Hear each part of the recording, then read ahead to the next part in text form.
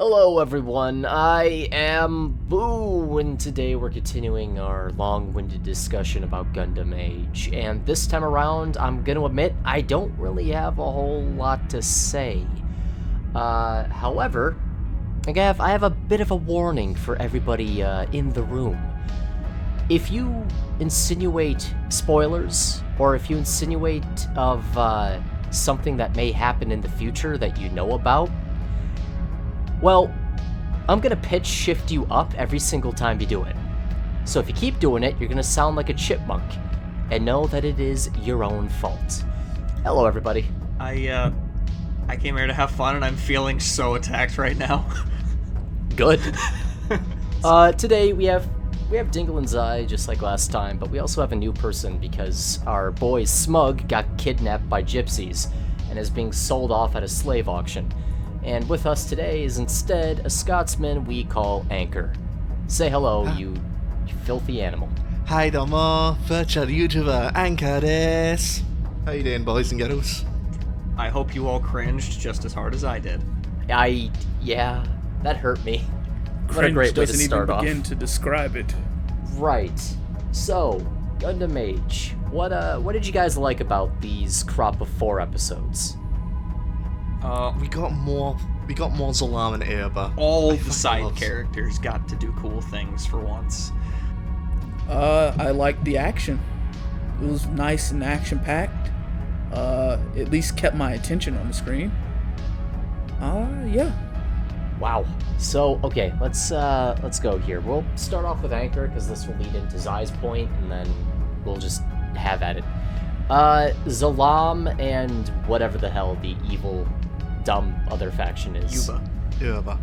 Like a tuba, but Sure. with an E. You know what? It's fine. I'm not gonna call them by their right name, because I'm terrible with names. Just call them It's Blue okay. Boys. Yeah, Blue boys. Blue team and brown team. Reds and blues. Right. So, we got more of them, and you say that's a positive, Anchor? Yeah, no, I love Zalam and Aoba, especially Don Bayaj and Blue Team's leader. Don is correct! Mr. Racked. Yeah, no, Racked and fucking Don Bayaj are the best. They're easily the best part of this entire short story arc. Both of them biting each other's heads off just reminds me of me and Smug. Yep. Alright. I'll say I get what they're doing, and they have personality, like I can admit that. One of the issues I had, though, was that when they began coming together and everything... When they began coming together, I kind of had an issue with it, only because I'm sitting there going, man, this seems like it would have been a really cool moment if they had actual honest-to-God beef with each other, and got over it over the span of like half a season. This feels like something that happens at a mid-season turning point. And that's what it effectively is, because we're at the halfway point, or the latter half now, of Age 1. But it doesn't feel good. So as they're like cheering each other on, going, rah, rah, we're gonna fight the bad guy, I'm kind of rolling my eyes. Yeah. That could have just been a me thing, though. No, it's No, I've heard that from lots of people who've seen Gundam Age, and that was my initial reaction when I saw this the first time through. Second viewing, I'm actually more on board with it for reasons that might not be like good, I guess. Okay. But I enjoyed it more. One thing I like about this whole beef between the two is that, like, it is petty, and we see Don Voyage in a scene say, like, oh man, these UEs, they don't play around, they're trying to kill us. I guess our fights between Uba has been absolutely nothing. Which, Yeah.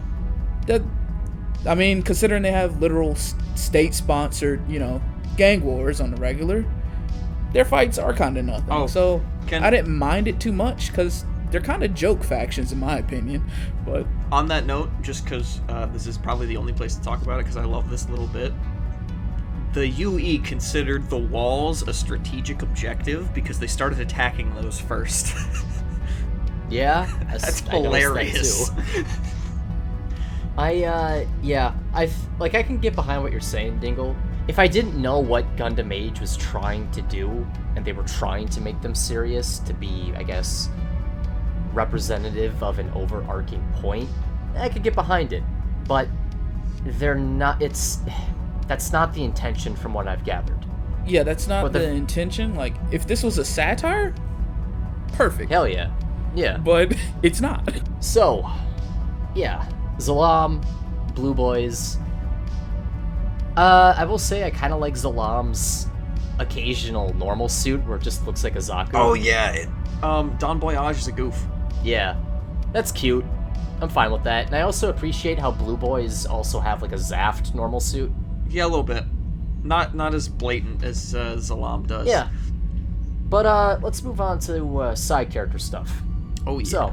So, my running statement over these past couple of times we've sat down and talked about this is that Grodic gets to do the only cool thing, but now everyone gets to do the cool things except Flit for some reason. I'm fine with it. I mean, maybe the show grew a bit of self-awareness. Yeah, Flit sucks the fun out of pretty much every scene he's in. It's kind of bad, but we'll get there. We got to really get to know Madorna, and at first you think he's kind of an asshole, which I guess he sort of is, but his relationship with his hot wife is actually incredibly wholesome, and it turns into character development for Emily, which I thought was really cool. Yeah, I appreciate that too.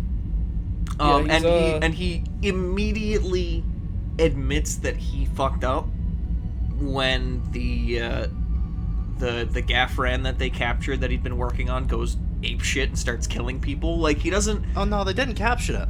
They didn't capture it. Some guy literally brought the fucking the Ace pilot's mobile suit here to get tuned up into the chop shop. Yeah, no, they literally said, "Hey man, hey my human guy, can you pimp my ride?" Yeah, presumably that's because they captured it. No, like they straight up say, some guy brought it into the shop to work on it. It wasn't even captured. Somebody just brought it in. Yeah.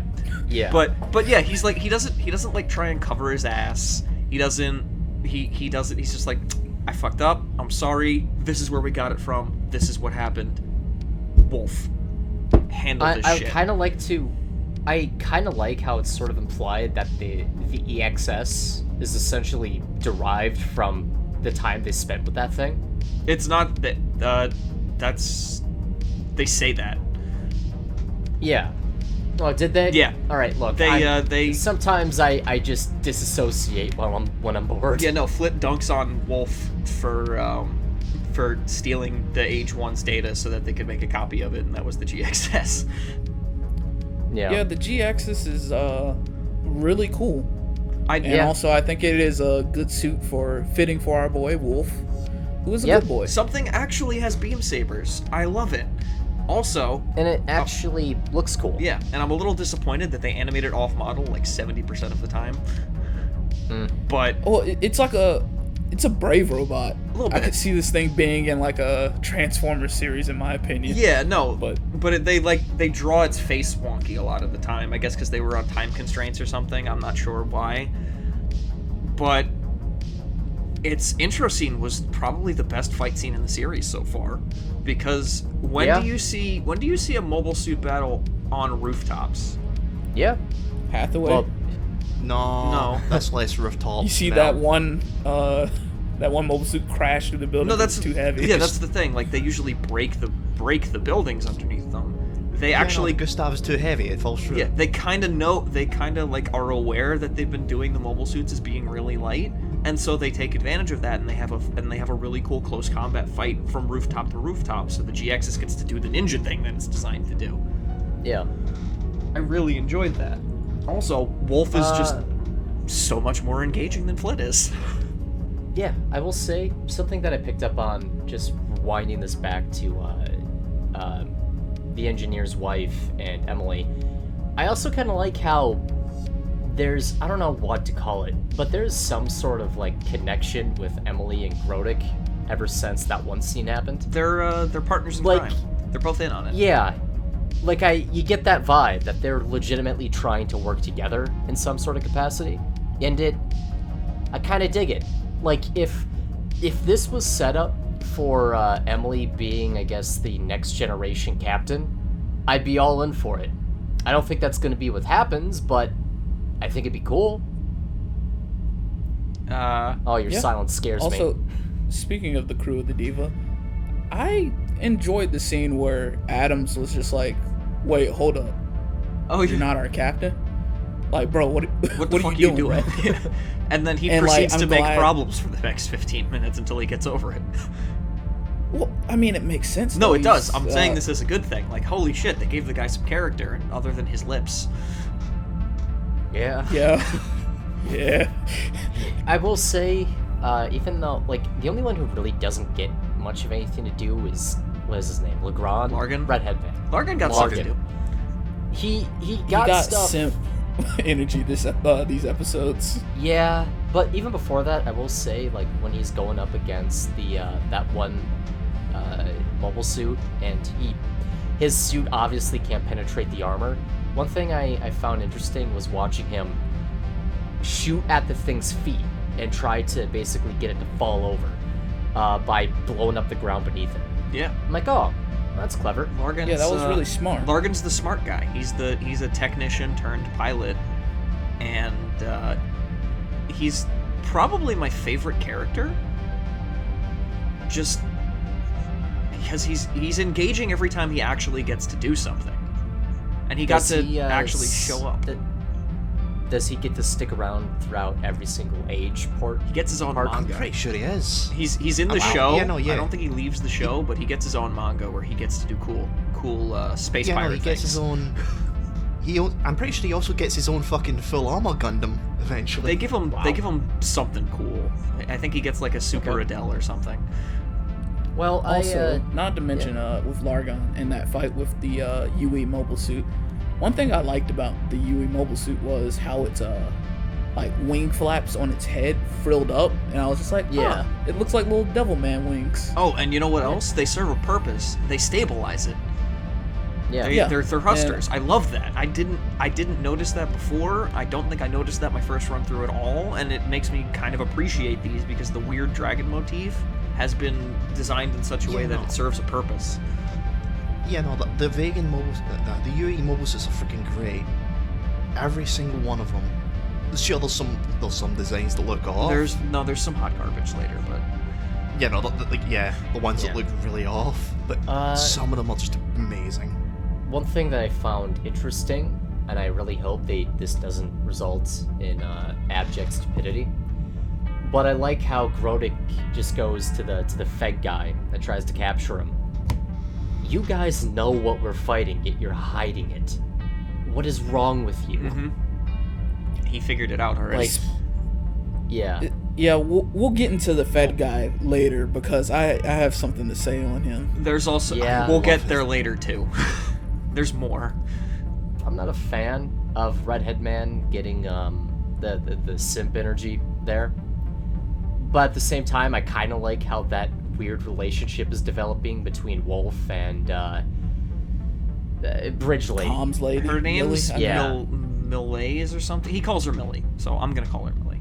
Because up until now, I didn't think that her and Redhead Man had any sort of chemistry because they don't share scenes together. And in that one little scene between her and Wolf, like, oh, okay, there's something there. Neat. Yeah. Yeah, and then you notice, like, on the bridge, Wolf calls her a nickname, and she's just like, don't call me that. Ooh. And Largan's just chilling by... Largan doesn't say anything. He doesn't even make a face. He's just chilling by the door. Yeah. Largon just sitting there like, he's stealing my woman, and there's nothing I can do about it. No. Well, it's not to do something, you dope. He's unironically sad virgin energy. No. He thinks he has her, but he doesn't. I'm not going to say anything else, but nope. But, right. Action. You guys said you liked the action. Yeah. Oh yeah, no. The only real fights that I liked were ones that didn't involve the Gundam. Anytime the Gundam's on screen doing something, I could feel my energy just dropping to null. Yep. Okay, so I actually I kind of disagree with you on that.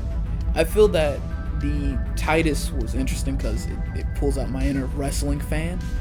The only issue I have with the Titus is that its battles end a little too quickly, and the same thing with the new form that we see, the Spallow. Well, we have more action to come with the Spallow, presumably, because it's the newer one. Yeah, but like this was the first scenes with the Titus also, so... Yeah, no, I don't like the Titus, guys. I think it's stupid. I think the design is stupid. Like, the Beam Lariat, that's awesome. But then don't give it beam sabers on its limbs that make the Beam Lariat irrelevant. Like, lean into the goofy wrestler meme instead of also making it this close combat mobile suit. Well, it's a wrestler football player. Like, it shoulder checks people and it like has a cool like knee saber thing. Right, but it has beam sabers in its shoulders, elbows, and knees, which means that the Beam Lariat, the ring, is the inferior weapon design, and it shouldn't be there, just from like a mechanical design standpoint. Who cares about Who mechanical cares? design? It looks cool. It looks ugly as crap. Yeah, It's also the ugly Titus. as sin. Yeah. So- It's beautiful though. My only problem with the Titus design is I wish there was a chest plate for the Age We Center, cannot eat the core like a part. chest plate to even out the design. Yeah. No, it needs. Because the thing is that like with the core, we see that Flit is always using his both his arms to block shots to protect the core. So that's just kind of a flaw in general. So like if it had a chest plate to make the design look even and then also protect the Age core, I think that would Yeah. There's a simple. I think There's a that- simple fix for this. Titus should have been blue. Spallow should have been red. No. Here's the thing. Dingle, you kind of touched on why I think the thing is so ugly. And this is actually the issue that nearly every Age pack, whatever the hell they call it, Wear packs why I is don't the like term. them, other than the Spallow, is there's such an uneven design because there's nothing on the chest. So you just got this big dumb thing with giant red arms and legs. it's wide. It looks like what I do with Bionicles when I was a kid, right? It doesn't look good. It looks like an ugly toy, an unfinished ugly toy. The Now- Spallow, at the very least, because it has the same similar sort of proportions to the Age limbs, and also is blue, which is the more dominant color on the chest. It just looks better. like it works better, and it looks like a cohesive whole. The Titus is just a unproportional, ugly monster. And you want to know? Not even like the good sort of ugly, like the Psy Gundam, which is just a murder machine. Yeah. Well, the Kasai Gundam is Now beautiful. But here's some like Toku lore that actually I think Spallow and Titus is based off of. So typically in an Ultraman series, I know this sounds very off topic, but it's actually quite relevant, is that the Ultraman has usually two power-ups. This is like Heisei era stuff, which is I've watched red means strong and blue means speed. And we see that with the Age and its wear packs. Well, the two that we got. Yeah, that tracks. And so I think they were tapping into like that Toku energy, where it's like, oh yes, it's an upgrade to go beat the enemy that is doing set ability, whether it outstrengths me or outspeeds me in a certain attribute. Which would be cool if this wasn't blatantly ripped from a video game mechanic. Well, there's more wear systems in the game, so Yeah. I don't think it's tapping into that energy as much in the game, but in the show, you Yeah. can tell. Like, Kuga does the same thing, right? You got the Mighty Form, which is red, and then you got Yeah. the whatever the hell that's blue. And that works because the entire thing changes color. And you know what? That's probably what could have made this, like, the Titus look better to me. If it Is changed if- colour, if the full if suit it- changed colour. If the whole suit changed color. Like, I don't like backpack systems. I think the Strike Gundam is bad, but everything that's bad with the Strike Gundam, I actually like on the Impulse because it goes all in and it changes the entire look of the thing. I can dig it. It's aesthetically pleasing to the eye. The Titus it has the same problem. It doesn't go all in, and it is bleh. No thank you. Also, Team Spallo over here. The Spallo's weapon actually makes sense. It's a monomolecular cutter. Yeah, like, I mean, I like the Spallo also. Like, it's not a Titus over Spallo thing. It's more of, like, I just think that Titus is cool in what it does. There could be some design fixes, but it is cool wrestler boy. It's ugly and its fight scenes are boring. I do not agree. It's the king of dinosaurs of Gundams. I don't think any of us are going to come to an agreement here. It is different strokes for different folks. Yeah. There's better wear packs later on anyway. That's what makes this show great. Yeah. I'll say that Tell us in the comments.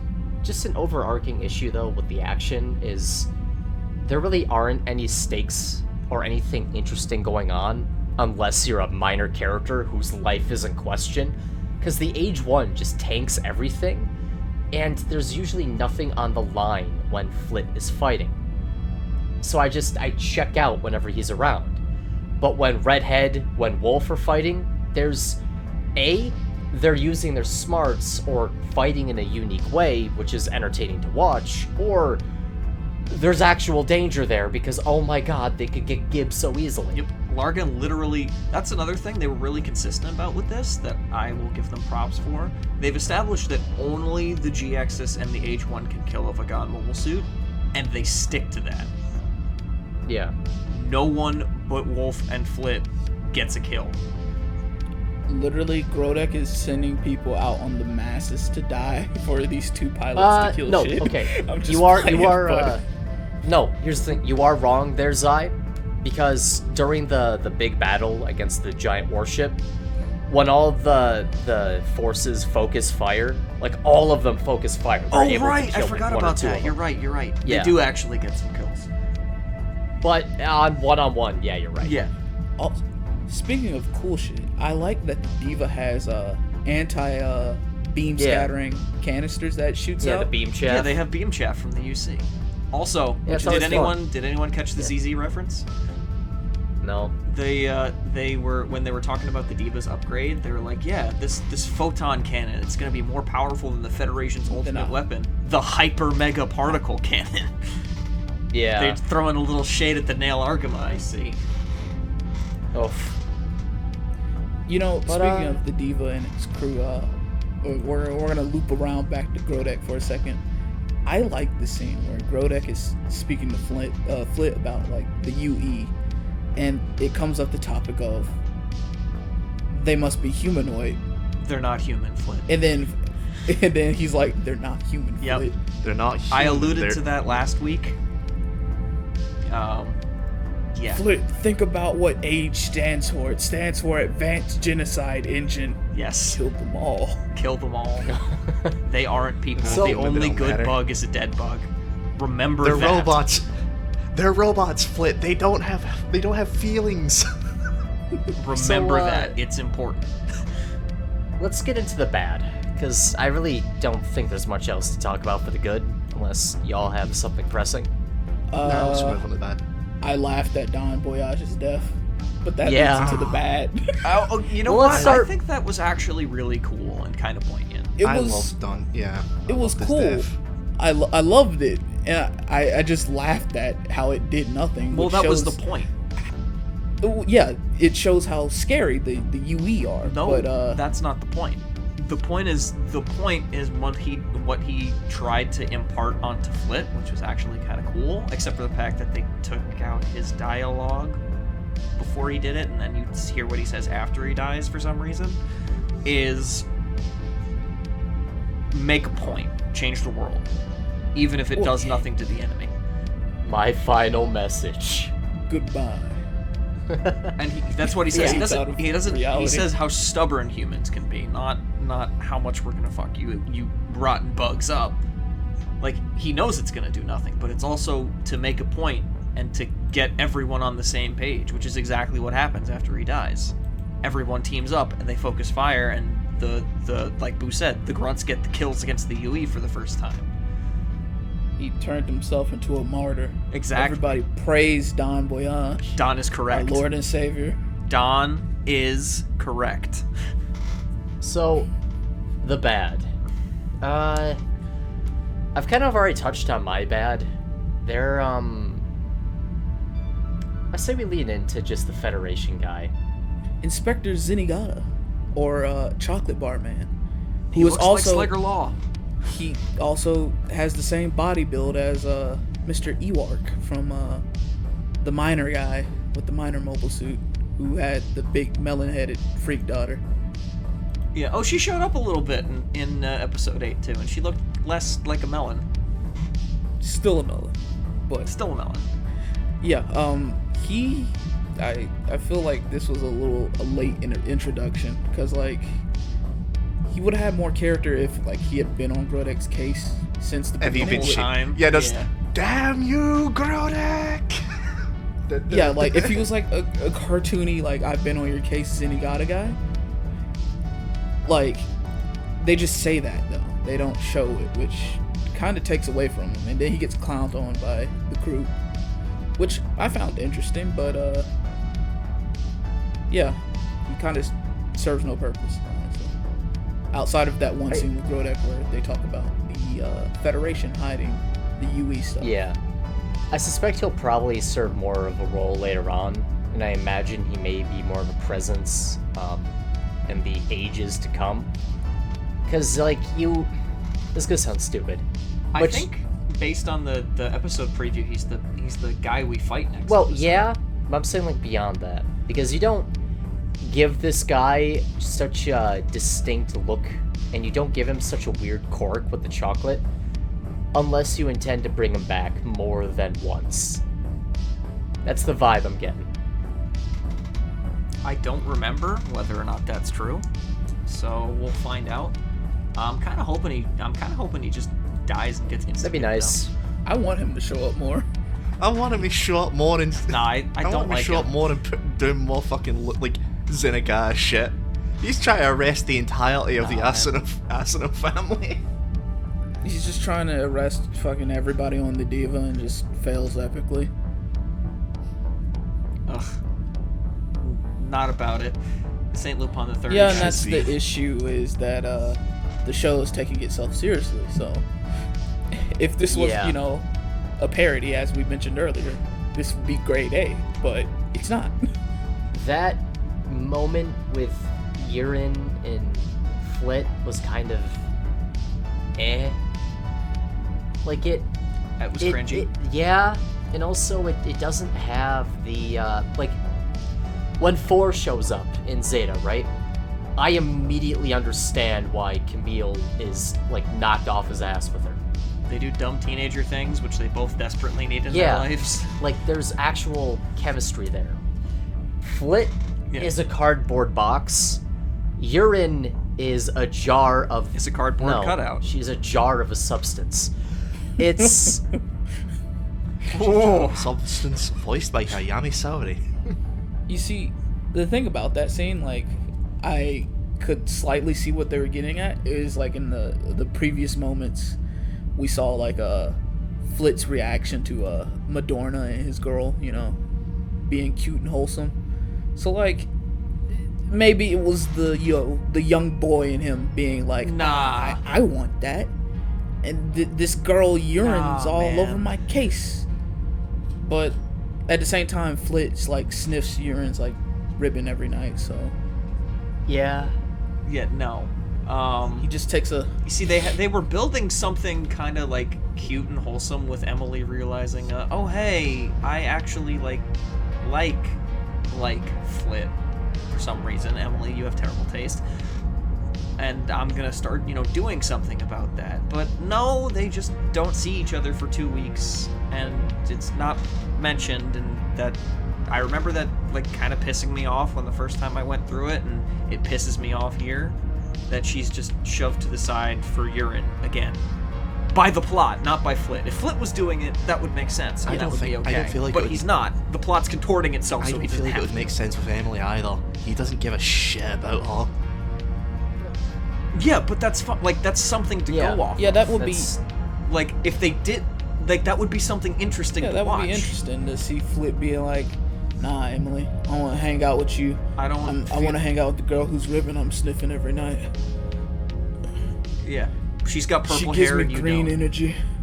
Like, that would be something, and that would give Flit a little bit of actual character flies.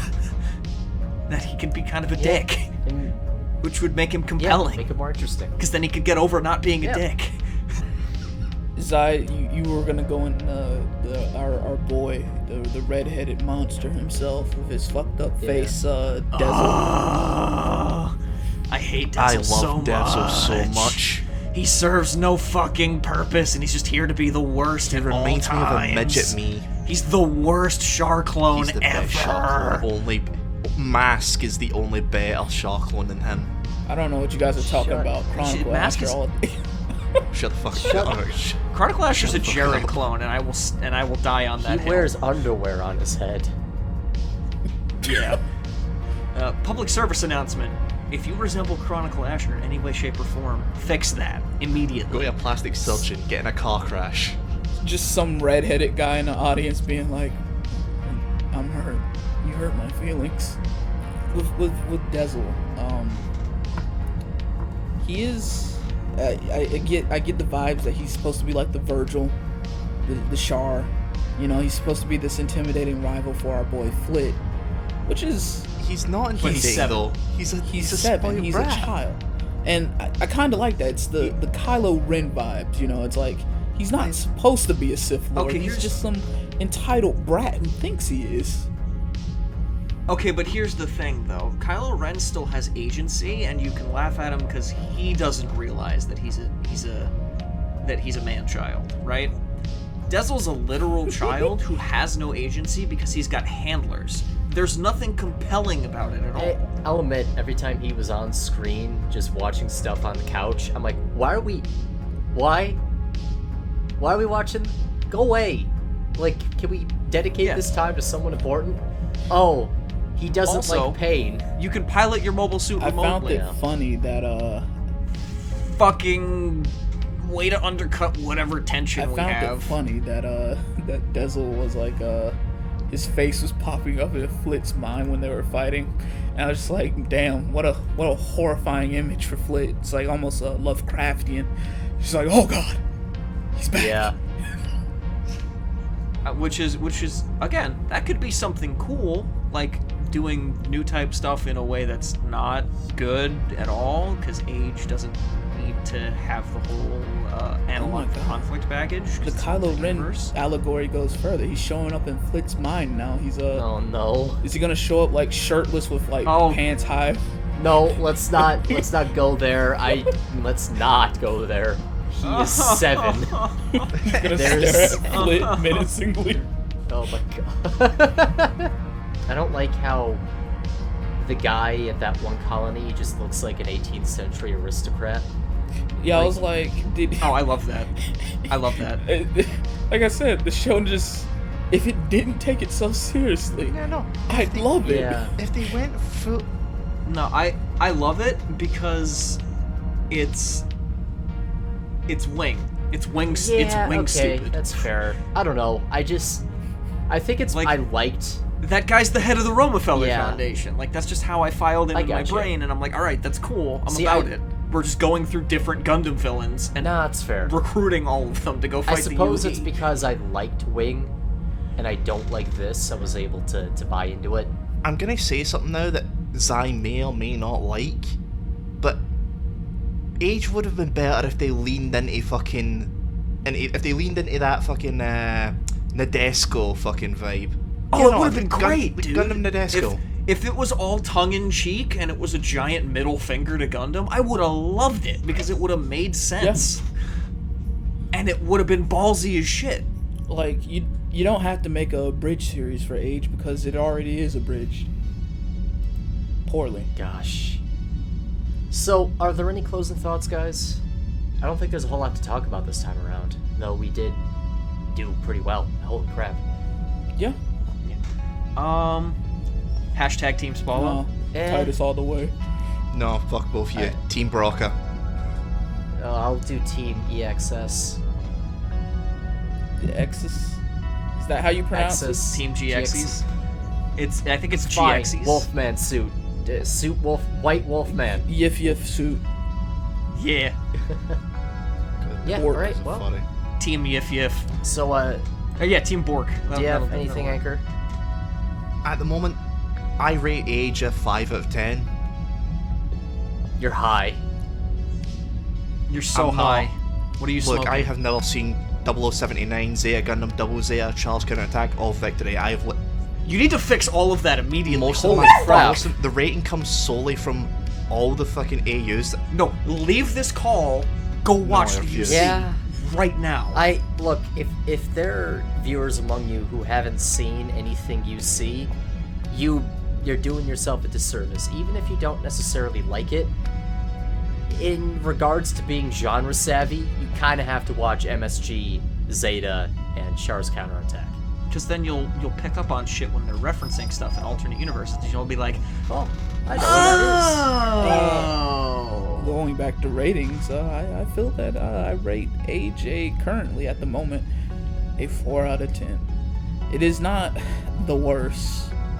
Could be better. Yeah, I'm on a 3 out of 10 because it's improved markedly. There's a lot less wrong with it right now, but it has Come on, crap. Boo, give us the 2 out of 10. We gotta have. no, all right, here. We gotta no. have the So AT&T the last bars. time I rated this a Dark Crystal out of 10, and I gave you a horrifying experience. The rating has since kind of changed to the original Transformers movie. Like That was a good movie, 70s, though. 80s. No, hold on. Yeah, that movie. Hold on. Oh, we have another Exactly. horrifying story. Everyone buckle It up. is the Transformers movie out of 10 for me, because the second or third time I watched that as a kid, I was downstairs in the basement jumping around on a couch, and one thing led to another, and suddenly I was projectile vomiting. What? I'm scared for you, Boo.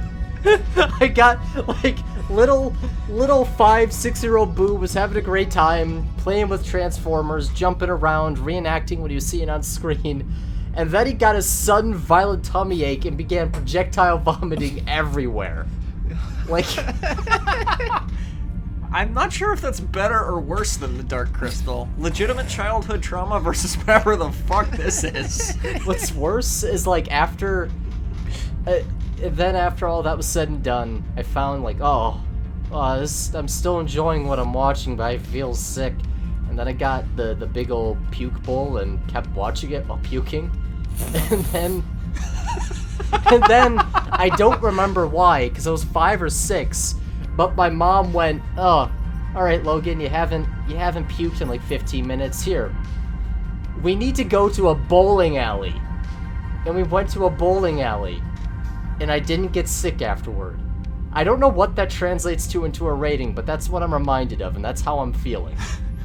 I think Age 2 is gonna be your bowling alley. So Vomit out of 10.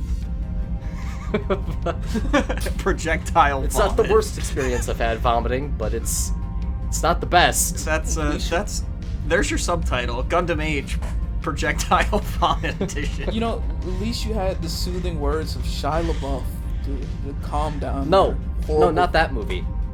It's the animated movie. Oh, the animated. Yeah, no, Transformers. he's- Yeah, the 70s Yeah, no, he one. was watching Yeah, G1. 60s, Yeah, the he 80s was one. 80s one. 80s one. I got the touch. You get to see Orson Welles be Unicron. You got the touch. You got the power. And that's where the TV becomes soaked. But we're gonna wrap this up by just giving a shout out to all the patrons I've ever had. We are actually 6 patrons away from me just saying everybody's name again once we get to Age 2. So if you want to see that happen, do the Patreon thing. If you don't care, that's fine too.